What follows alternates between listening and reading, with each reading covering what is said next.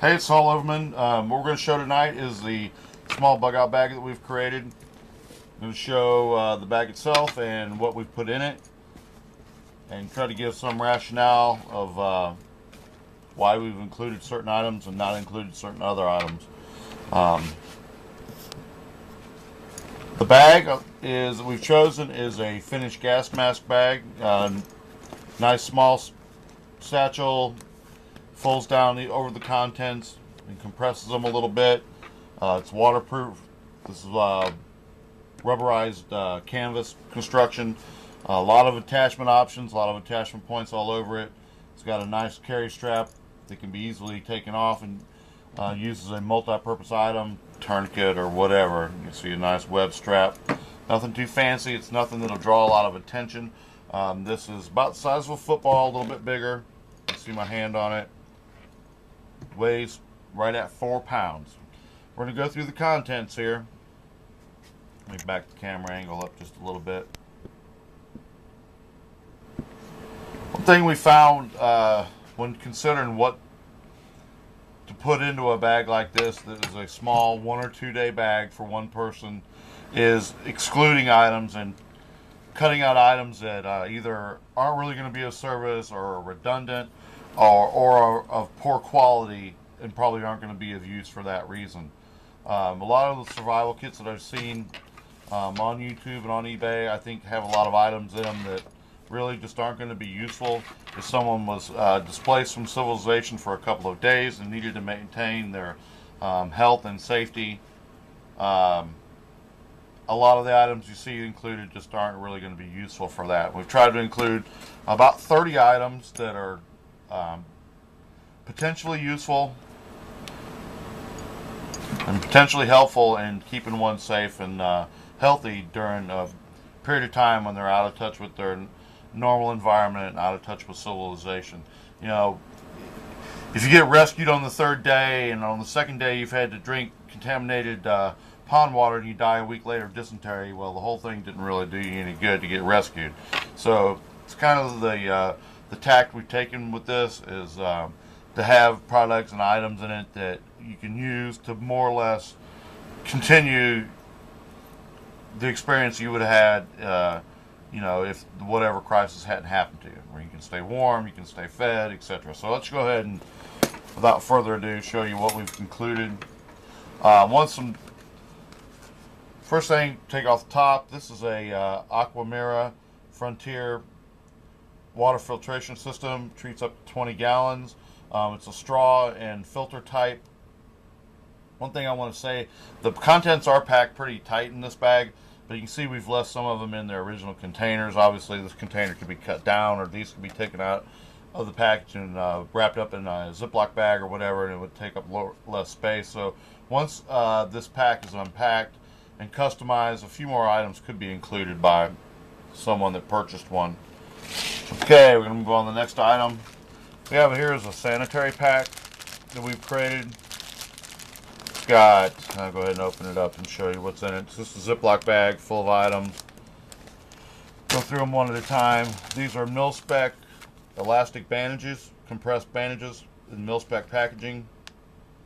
There's 2 of these included. They're Stay Tight brand. Can be used, cut up and used as small bandages, used as a large wrap for a limb wound, or used as a whole bandage,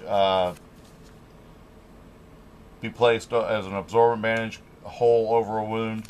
They're double wrapped. This is mil-spec wrapping on the outside, and then they're also packaged in their factory package on the inside. Pack of Band-Aids, also mil-spec packing on these. Johnson & Johnson brand Band-Aids. They actually do stick better. There's 5 of them in there, I think. Got some toilet paper. You might recognize those from as government issue from MREs, including 3 of those. This is a toothbrush that has the toothpaste built into the handle. You get about 2 brushings out of that. You know, it's not something that's super important, I don't think, to include in a kit like this, but it doesn't take up much space, and you know, there's nothing wrong with being able to brush your teeth. What else we have in here? These are another first aid item here. We'll go ahead and show that. This is a size 21 scalpel blade. These are a little bit larger and can be used without the handle. They're a little bit bigger. You can actually grip them and use them.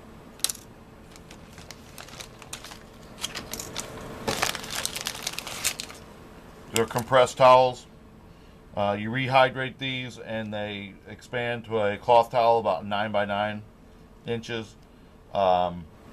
They can be dried and then reused. They can be used as sanitary items. Wash your face, wash your hands. You can use a tush wipe, whatever you need. Whatever part of you need to clean, those will work on. We got some soap, and in this pack of military moisture-resistant matches. Move on. There's a lot of gear in here. I'm trying to go fast so we don't make this run too long. This is the food item that we selected for this. These are the E-Gear 400 calorie broken into 2 pieces. So it's actually each of these bars is 2 rations of 200 calories. These have a 5-year storage life, very high quality item, and there's 3 of them we've managed to get in there. So for a total of 1,200 calories. Easily enough food to keep one person on his feet for even at high levels of activity for several days. 2 people maybe for 3 days. That is paracord. You get 15 foot of that.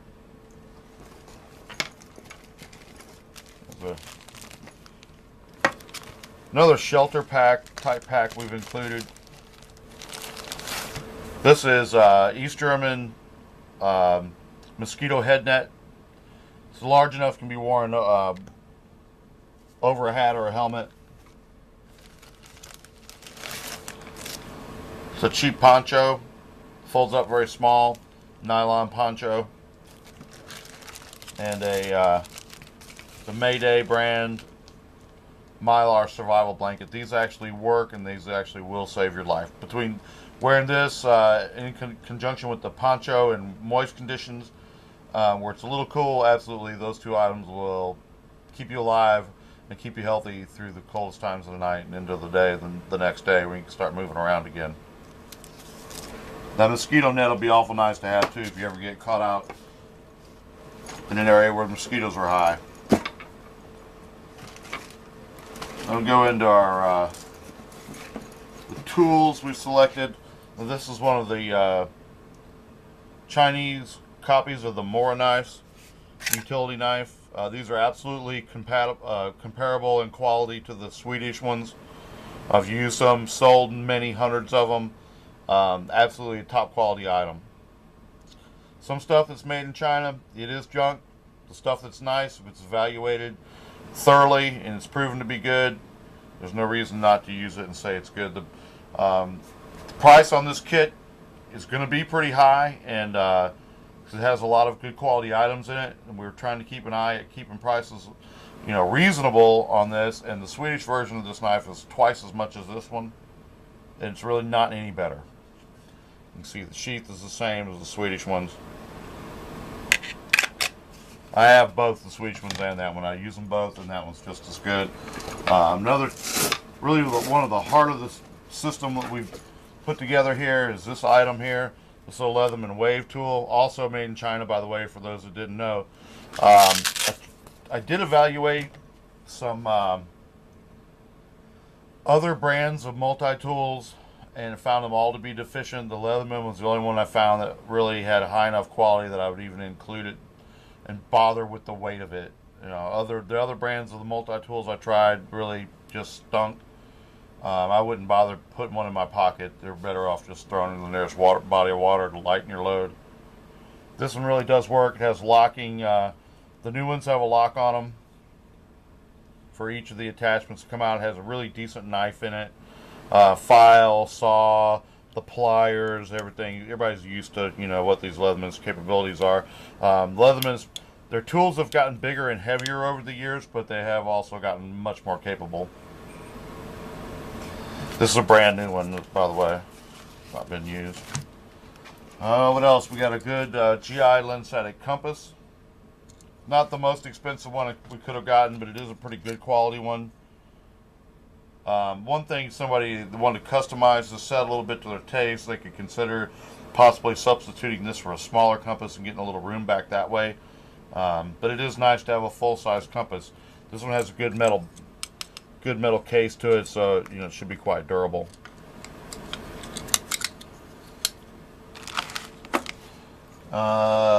What else we got here? One thing I wanted to include, although there's no kind of cookware or anything, I figure that can be improvised pretty easily. I did want to include a cook stove for any kind of cooking opportunity that came along where some food that was found could be heated up or cooked. Little soups could be made. Pots and pans can be improvised easily from the bottom of a glass bottle or a metal tin can or anything really. But a little stove to put it on is nice to have. This is the East German one. It's an Esbit type. To pop open here all the way. It comes with fuel. You get 6 very large Triox tabs, and these are nice. They're just as good as the East German Esbit tools, or stoves are just copies of them. Folds up really nice, about the size of a pack of cards. Just slides together there. Can be used for decontaminating water, melting snow for drinking water. Like I said before, cooking. But I thought it was important to include something that could be used for cooking, even if we didn't include any kind of cookware. Another item that we've included, these are made by a company called Scientific Supply out of Canada. It's a Firestarter. It's very simple design. It's wood chips coated with paraffin with a wick sticking in it in a wax cup. But the performance of this item is really amazing. We did a video quite a while ago on these. I need to do another one. The performance of this item is amazing. They can be used as a signal light. It throws a flame off at about 2 feet, 3 feet in the air. They can be seen for over a mile. It'll start a large fire very quickly, much more quickly than breaking up the little tabs of the Triox and using those out of the Esbit stove. And you throw this under a bunch of brushwood and light it on fire, you're going to have a big fire really quick. They can be rolled over and snuffed and reused if needed.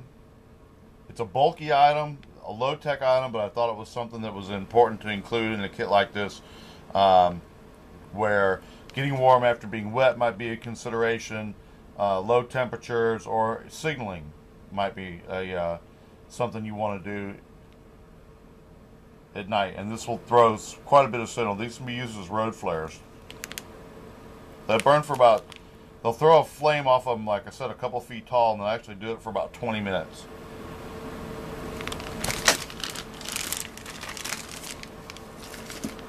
What else we got in here? A couple more things. A little side compartment in the there's a little side compartment inside the bag. I wanted to show the inside of it. It's got a back compartment and a side compartment. Right there in the side compartment we stowed Ranger 5000. No sparky wheels or anything, any kind of silly stuff. I wanted to stay away from all that gimmicky junk and provide the user with something they could actually use out of this kit. Obviously, the Ranger 5000 works every time. And the other thing we included in that pocket, the last thing is a bottle of iodine treatment tablets for water. Felt it was important to provide both the drinking straw for personal use and a way to bulk treat water for the purpose of being able to decontaminate wounds or just general cleaning. There's no reason to wash your hands, wash your face in contaminated water. That's not going to do you any good at all. No reason to wash wounds in contaminated water when it can be treated easily. I would use this as a last resort for drinking water, although it will works fine, and it will kill pathogens that would make you sick in drinking water. It doesn't taste very good when you treat it with iodine. So I did include both the Aquamira filter and this. So that's about it. This video is going to run a little bit long. One thing I wanted to discuss real quick is what we didn't include that needs to be included by the user as their personal item, and that is a flashlight. I didn't want to put a flashlight in this kit for fear that it would sit in there. Since I'm the one that provided it, no one ever gave it another thought. It would sit in there until the batteries corrode, possibly ruin other components, and definitely ruin the flashlight and not be available when one needed it. I feel a flashlight's a personal item that somebody buys and provides that knows how old the battery's in, and the fact that it's theirs keeps it fresh in their mind that they need to replace the batteries. Another good idea for this kit, if one wanted to provide a flashlight, would be to clip, get a flashlight with a clip on it, and clip it to one of these rings and leave it on the outside of the bag so you remember to check it every now and then and replace the batteries before they ruin everything.